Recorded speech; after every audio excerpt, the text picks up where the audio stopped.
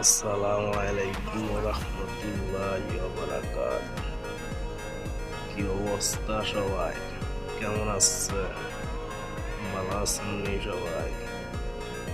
একটা কথা আজকে দেখতেছি ফেসবুক, ইউটিউব সকল সামাজিক যোগাযোগ মাধ্যমে ভাইরাল।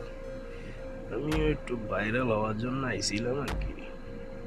তো ওই যে বলে না ওবায়দুল কাদের, কাউয়া কাদের সে বক্তব্যটা ভাইরাল হয়েছে। একটু বিপরীত আপনাদের বইলা দেয় দিই, আপনারা শুনে। কাগজে লেখো গুপ্ত চিরে যাবে, হৃদয়ে লেখো গুপ্ত ভুলে যাবে, দেওয়ালে লেখো গুপ্ত মুছে যাবে, পাথরে লেখো গুপ্ত ক্ষয়ে যাবে, খাম্বায় লেখো গুপ্ত রয়ে যাবে। এই যে গুপ্ত গুপ্ত চলতেছে বাংলাদেশে, বইলা যায় না। এই ছাত্র শিবির আর বাংলাদেশ জাতীয়তাবাদী দল ছাত্র দল বিগত 17 বছরে নির্যাতনের শিকার হয়েছিল।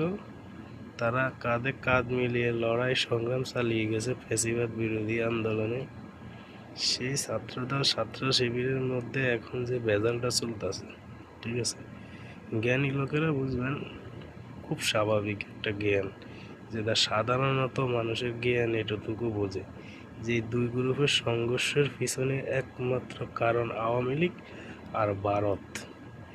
এই ভারত পিছন থেকে নাড়া দিচ্ছে, আর আওয়ামী লীগ দেশে থেকে গুপ্ত আওয়ামী লীগ যারা, তারা এখন আওয়ামী লীগ যারা করছে ছাত্রলীগ, তারা এখন বিএনপির ভিতরে ঢুকে শিবিরের নামে গুপ্ত চড়াচ্ছে, শিবির গুপ্ত চড়াচ্ছে জাতীয়তাবাদী ছাত্রদের। বাইয়ে বাইয়ে খটকা বাজাই দিয়া মনে করেন যে শয়তানে হাতে তালি দিতে আছে আর কি।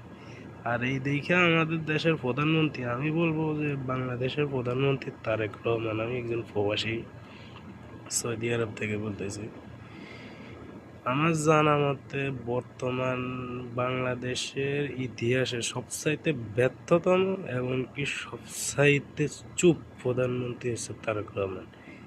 এবার তারেক রহমান প্রধানমন্ত্রী কিচ্ছু করতে পারবে না দেশের জন্য, কারণ তার হাতে মুখে সম্পূর্ণ তালা লাগাই রাখছে ভারত। উনি যদি কিছু বলে তাহলে ভারত টিপতে হবে, নাহলে আপনারা দেখেন হাসিনা করে যাওয়া চুক্তিগুলো বর্তমান বিএনপি সরকার করতেছে।